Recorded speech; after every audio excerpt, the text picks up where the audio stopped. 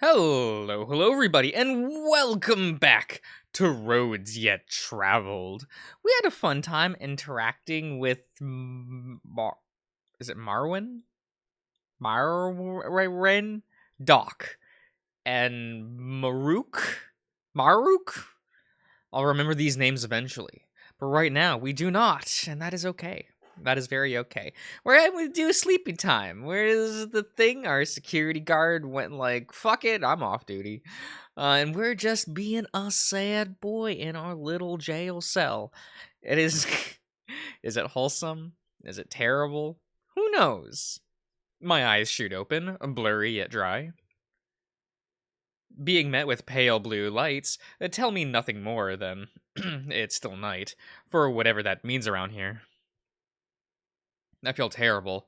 Hot, sticky, and sick. Sweaty and sick? That's what I mean. Yeah. I scramble to the toilet as fast as I can. I empty my stomach with a horrible retch, thankful that the lights are out. I guess something didn't sit right with me, and yet, I'm not dead. Oh man, it's hard to move right now.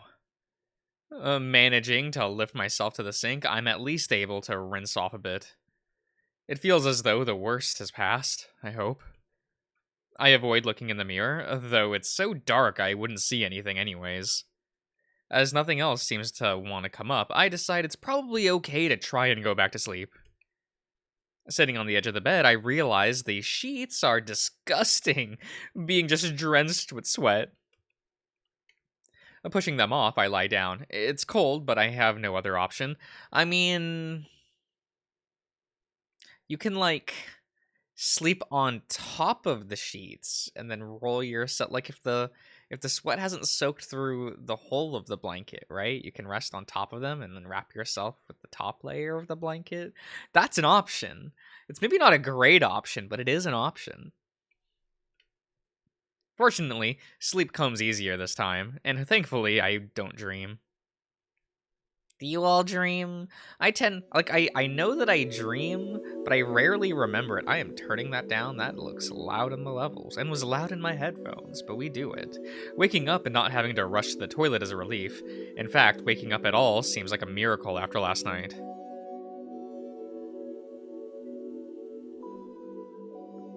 No drenched sheets or feverish chills, although the lights are still off, and I swear I've slept a good amount. I could go bang on the walls. Yes! Do it! But I don't particularly want to wake up my warden. Do it anyway! He's a prick! Annoy him! Instead, I walk to the edge of the room, just passing the time. After about what feels like an eternity, the lights finally switch on, and I think I hear voices from the wall again. Oh, red though. Okay. That is normal, right? Right. Green mean nighttime. Lights out. Yes. Being less motivated to eavesdrop this time, I just wait for what's coming to me. The door shoots open before the wall even changes, and a massive saint comes bounding towards me. Oh, by the heart. Are you okay? I knew I should have run more tests. Oh, let me check your temperature. Please don't die yet. Not yet, you say. He grabs at my arm and puts a finger into my neck. I have to bat him away, as it's far too early for this. Jeez, give me a minute. I just woke up. He doesn't understand me, but he understands my actions and backs off. Oh, tank top. Okay. The wall finally comes down, and I see Maruk groggily standing there as well. I was just looking over the security footage, and I saw what happened. I'm mortified. Are you alright? I'll try my best to make sure this never happens again. This is all a bit much before I've even had a chance to fully wake up. I haven't even had any coffee yet. Actually, a coffee would be great right now. After reviewing everything from yesterday, I brought you the simplest breakfast I could find. I'm sorry if it's not much, but I think we need to go slower. Much, much slower. After last night, I couldn't agree more. Maruk ignores us and just does some morning stretches. I guess he's in his own world right now. What goes on in here only comes, what concerns him insofar as I'm not a, oh, that's what okay. A is A, B, I get it, I'm understanding. A, dead, or B, out there. Although, if I did die, I don't think the blame could have been put on him. Doc comes back with a single bowl this time. The contents look familiar to cream of wheat, or oatmeal maybe. I can't say I'm the biggest fan, but if Doc says this will be better, I trust him. This is the simplest breakfast I could find. It has 2 ingredients, grains and water. Like I said, basic, but after last night. Even my half-assed smile only seems to, what is this? Assurge? His fear so much. Assures? Guys, I don't know if I'm that out of it, or if I just don't know this word. I look at this and I just go, a sausage? Like... And I cleared my schedule, so I can stay here all day, to make sure no other incidents occur. Well, that sounds nice after last night. I don't know how much I want to be alone with my thoughts right now. But enough of that. I have to get some food inside of me. I've barely had anything for the past 2 days now, and most of it came back up. Taking my first bite, Doc watches, watches on with bated breath. I'm sure ready to perform some kind of a Heimlich maneuver if anything happens. Fortunately, instead of being met with a poisonous death, I'm just met with a bland taste. It's basically just oatmeal. Oatmeal's not terrible. I haven't had oatmeal in like a decade. Look, I don't know, man. I finish the whole bowl as Doc watches and even takes some notes. He decides to take my vitals again, and now that I've had my fill. Afterwards, he looks around a bit before looking at the ceiling. I rushed over so quickly I forgot to pick something up. It was going to be so useful. You stay right there. I have to go get this for today. Maruk takes one look at me before putting out his monitor. What? No! Rude! Guess he's not in the mood to even feign a conversation today. Jackass. Unfortunately, while waiting for Doc, nothing happens, so I can't imagine the porridge is giving me any trouble. Aww. It feels like almost an hour has passed, and Marwin still isn't back. How far could that thing be? I mean, if there are multiple cafeterias in this building, I say building, in this place we are in, right? Then it must be big, right? Like, I could see it taking an hour, right? He's also like a doctor on the ship. Someone could have asked him something. I mean, I would be a little impatient because it's just like, oh, he's the only nice person I know. But, you know, at the same time, I'd be a little bit understanding. Just a little bit. Oh, I guess that explains why. Hello there, Tucker. I've been told you understand us. Is that correct? I nod. Outstanding. Truly. What a peculiar phenomenon. Some sort of one-way communication. Well, I should probably introduce myself. Really then. Okay. My name is Professor Seno. Tyre Seno. Head of particle physics, advanced robotics, etc., etc. Here aboard the Icoride?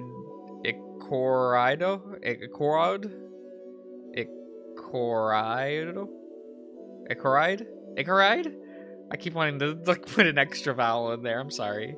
The Icoride 2.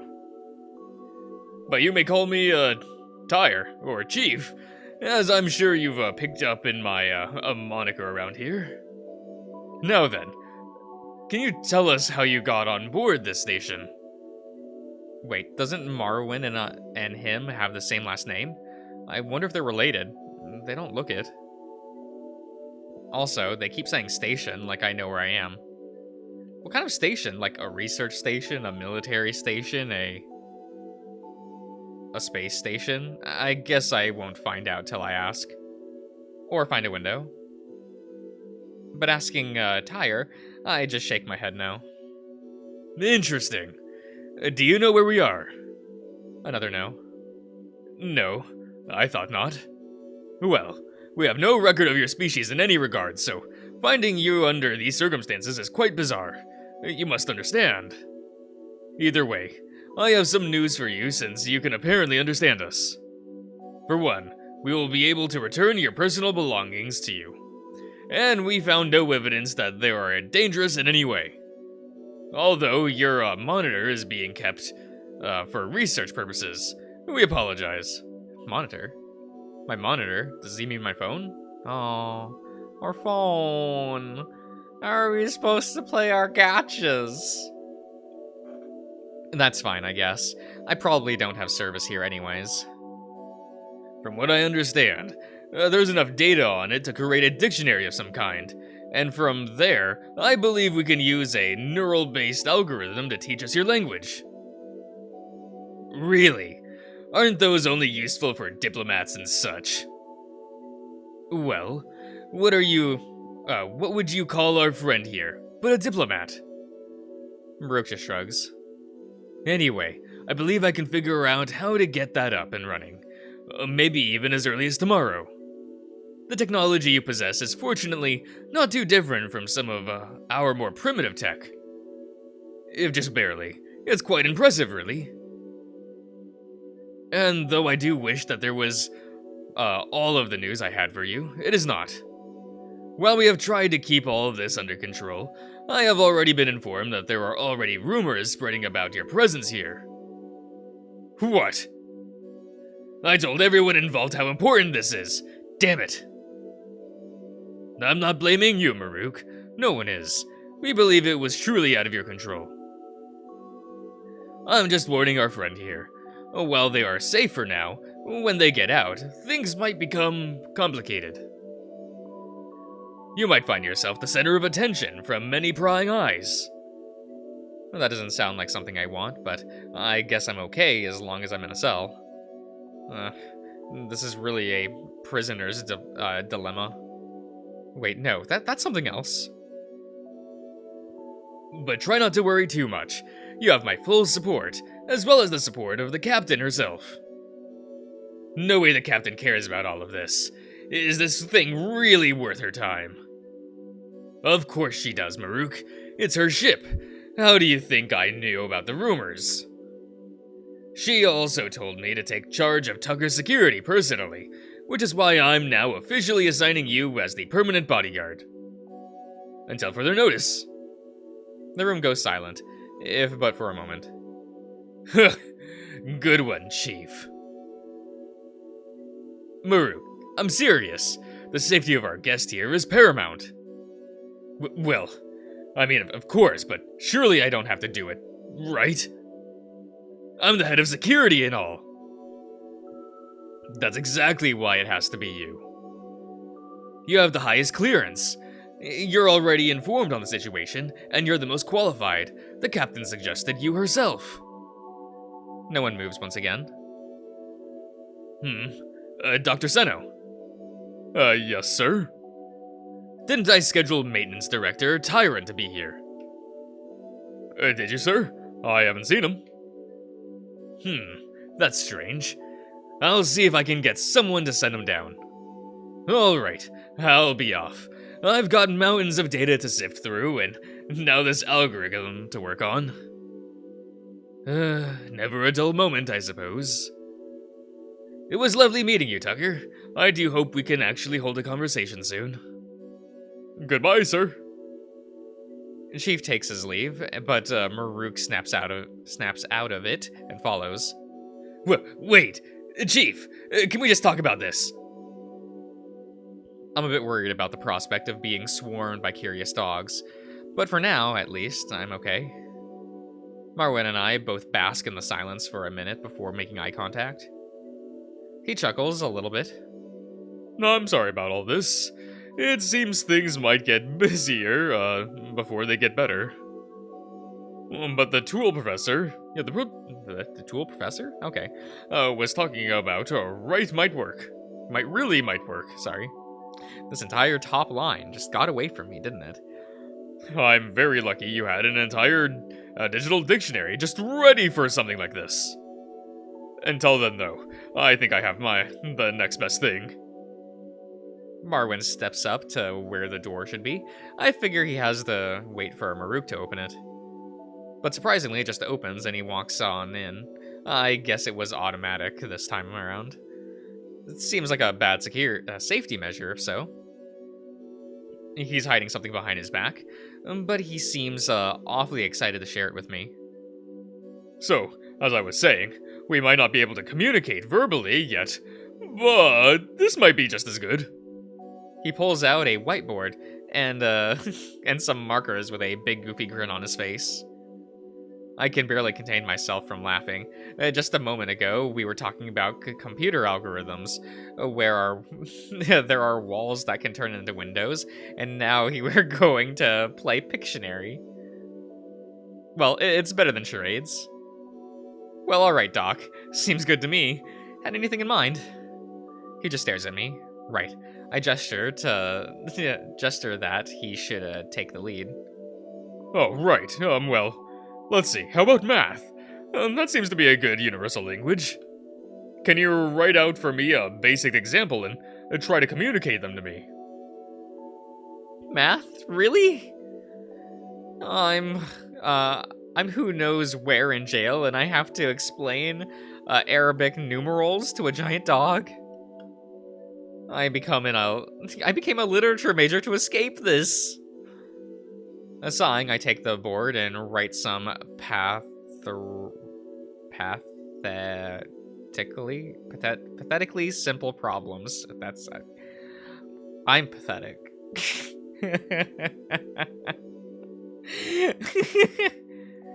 I was like, is he gonna say like pathetigram? You know, that equation. You all know it. Double check to make sure I don't make a fool of myself. I try to explain it all on my fingers, which really makes me question the purpose of all of this. Fortunately, Maro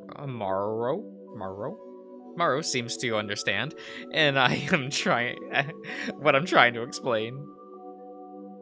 Well, I'm glad to see the mathematics seem to have a common basis no matter where you come from.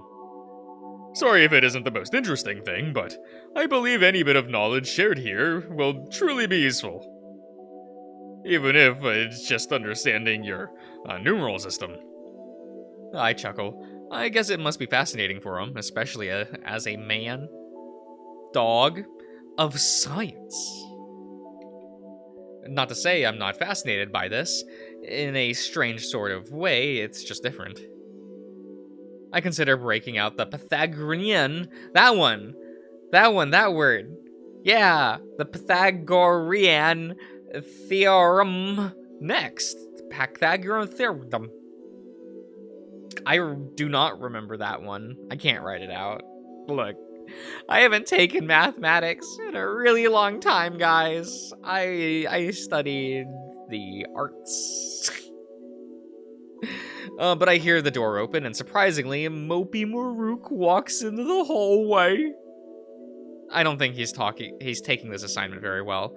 I just hope he doesn't take it out on me. Doc, what are you doing in there?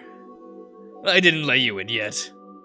Oh, taking up the role of bodyguard so soon, are we? As his physician, I am to have access to him at all times, with or without your approval.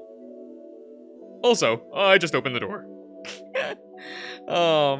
Maro is my personal doctor. Oh, that's nice. It seems like that makes sense based on the fact that I haven't seen anyone else around. Maruk doesn't seem happy with his answer. I can't imagine he appreciates him going over his head, especially not with the dour mood he's already in.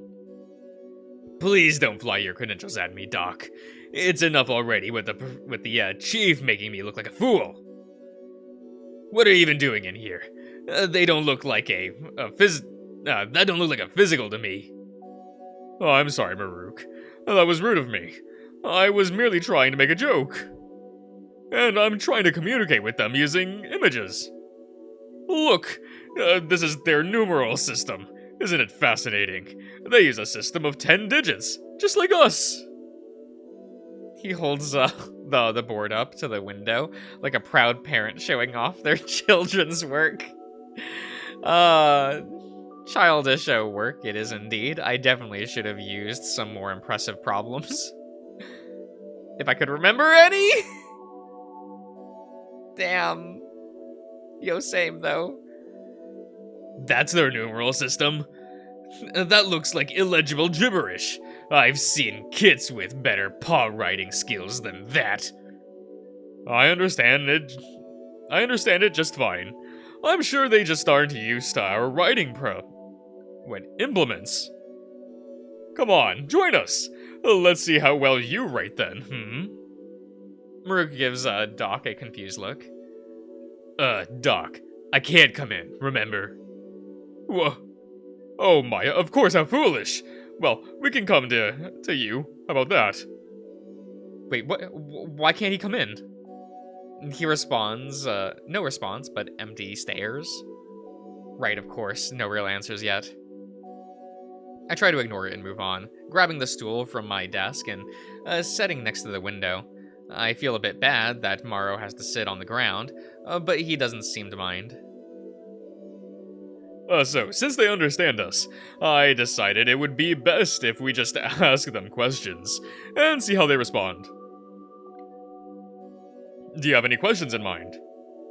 Maruk seems wholly uninterested until a brow raises, and he capitulates to some questions burning in the back of his mind.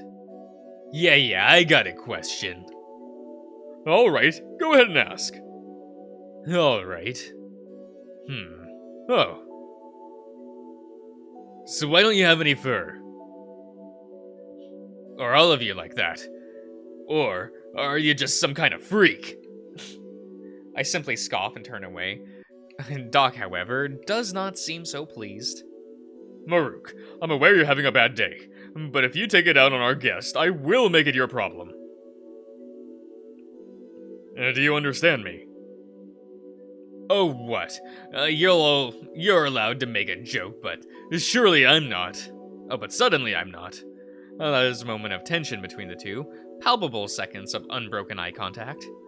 Then a slight growl of unclear origin. Finally, Maruk simply scoffs and turns away, as if to signal the end of the dispute. Morrow is not quite finished, though. Apologize? Huh? Maruk, please apologize to our guest. You're kidding, right? Do I sound like I'm making a joke? Lest you forget, they're fully capable of understanding us, and have heard everything you've said to them. Maruk's eyes narrow as they flit between the two of us. Doc's stern expression starkly contrasted my confusion. I mean, the joke wasn't really that bad. I suppose Doc just wants to make sure it doesn't get worse. Fortunately for the both of us, Maruk just sighs and relaxes a bit. Yeah, Doc, I get it. Listen, guest. Do we know their name yet? You've surely been in the room when we've said it, haven't you? It's Tucker. Must have missed it. Anyway, Tucker, I'm sorry for calling you a freak. But I won't apologize for tackling you. I was doing my job, and I will continue to do so. Even if it means working as your bodyguard.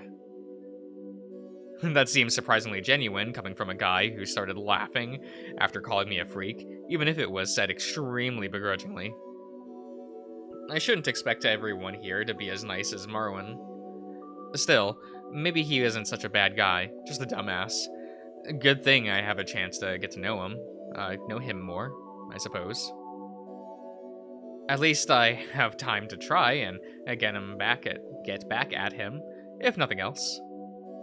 Thank you, I say with a nod. Doc still seems a bit upset, but seeing how I reacted, he decides to let it go. It is pretty figgy you don't have any fur, though. What's up with that? Maruk! What?